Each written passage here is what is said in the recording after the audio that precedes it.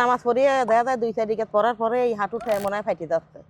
যারা ব্যথায় ভুগতেছে, কঠিনতর গুরুতর ব্যথায় আমার ভুগতেছে, মনে হয় তারা ব্যবহার করলে তারা ভালো হবে। আপনি শিওর? শিওর আমি। আচ্ছা, ঠিক আছে। আসসালামু আলাইকুম ওয়া রাহমাতুল্লাহ। ব্যথা নিরাময়ের আরেকটি গল্পে আপনাদেরকে স্বাগতম।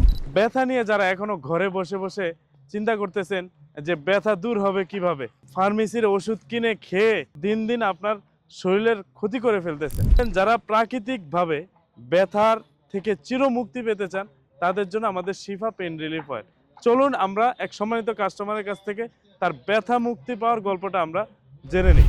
আসসালামু আলাইকুম ওয়া রাহমাতুল্লাহ। ওয়ালাইকুম আসসালাম রাহমাতুল্লাহি ওয়া বারাকাতুহু। কেমন আছেন দাদু? ভালো আছি। আচ্ছা, আপনার ব্যথার কি কি সমস্যা ছিল? আমার ব্যথা আজ 2-3 মাস আমি হাঁটুর ব্যথায় খুব ভুগতেছি। তারপরে যে আমার স্বামী এই তেলটা 2 দিন আইনে দিয়েছে, আমি ব্যবহার করি, আমার হাঁটুর ব্যথা অনেক কম। ব্যথার কারণে আপনার কি কি সমস্যা হইতো? ব্যথার কারণে আমি উঠতে পারিনি, বসতে পারিনি। নামাজ পড়িয়ে দেখা যায় 2-4 রাকাত পড়ার পরে এই হাঁটুটা মনে হয় ফাইটে যাচ্ছে। ও আচ্ছা আচ্ছা, কোনো ডাক্তার দেখাইছিলেন? ডাক্তার আমি বড়ি টড়ি খাইছি এই ব্যথার মাঝে মধ্যেই। সমাধান হয়েছিল? না, সমাধান হয় নাই তো।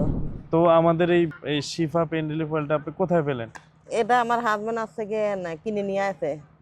ও আচ্ছা আচ্ছা। তো এখন আপনার এই শিফা পেন রিলিফ অয়েল তেলটা ব্যবহার করার পরে এখন আপনার কি অবস্থা? আমার এখন ব্যথা অনেক কম। পুরোপুরি সুস্থ আছেন? হ্যাঁ, আমি পুরোপুরি সুস্থ আছি। আপনার কি মনে হয় যারা ব্যথায় ভুগতেছে, কঠিনতর গুরুতর ব্যথায় আমার ভুগতেছে, মনে হয় তারা ব্যবহার করলে তারা ভালো হবে। আপনি শিওর? শিওর আমি। আচ্ছা, ঠিক আছে। তো সম্মানিত গ্রাহকবৃন্দু, আপনি শুনলেন আমাদের সম্মানিত কাস্টমারের যে রিভিউটা।